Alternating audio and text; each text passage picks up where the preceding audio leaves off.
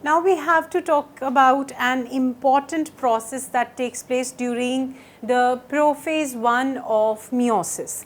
Now if you can recall what prophase 1 was all about, it was about the condensation of homologous pair of chromosomes, and one crucial process of crossing over took place at that time.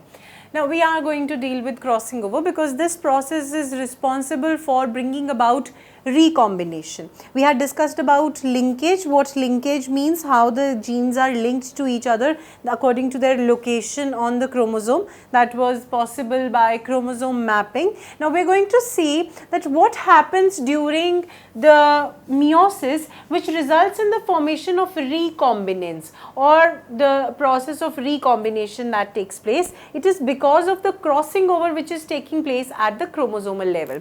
First thing, for understanding the crossing over, you have to keep in mind that we are going to take into account a homologous pair of chromosomes, right? Now this homologous pair of chromosomes, as you know by now, has genes located on it, and it has the other homologue has the specific allele. The alternating alleles are present on one of the members of each pair, and supposedly we are representing this homologous pair of chromosome like this. One is this chromosome, chromosome number 1 of the pair, like this, and the other one is this chromosome, that is chromosome number 2, which would be almost identical in its gene locus, not identical otherwise, but it will have identical gene locus on it. That is why it would be called as homologous chromosome. Now what happens during the prophase 1 of meiosis? You know, prophase 1 has 5 stages.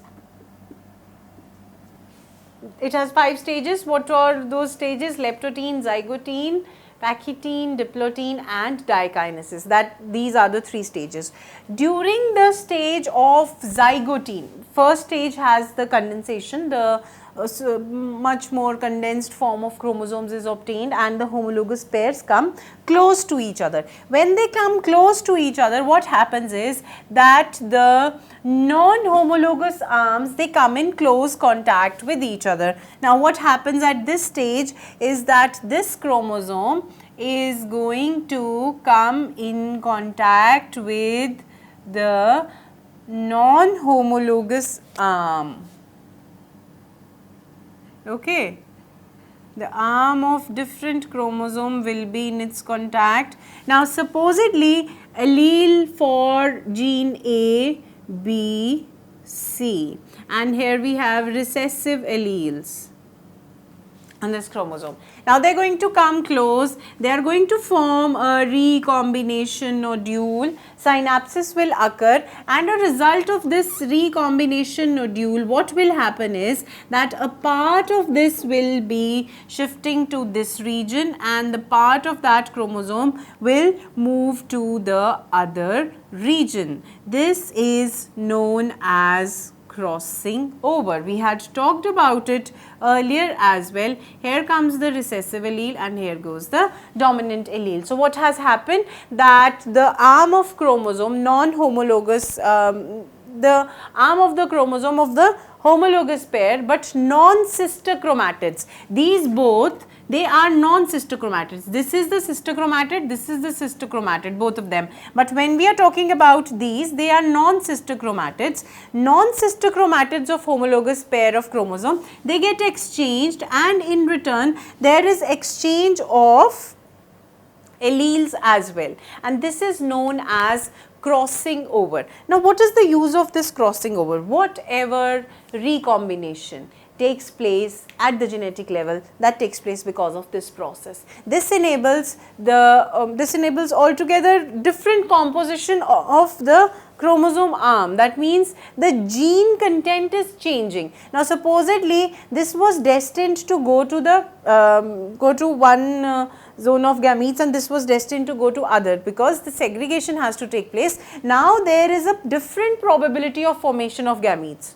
Alright, now because of that different probability, there is complete chance that recombination would give rise, recombination at the chromosomal level would give rise to variations when the gametes unite. So this is the important application of crossing over. Why I am not putting much of emphasis on this, because we have done crossing over in our understanding of meiosis. We had done the 5 stages. What happens at what stage? There is formation of bivalent. There is a stage where synaptonemal complex forms. What is the result? The result is crossing over. And what is the outcome of this crossing over? That is recombination. Recombination of the genetic composition that a particular non-sister chromatid has. Now the homologous pair, as it was in the beginning, it is different from that, because here the gene composition is of 2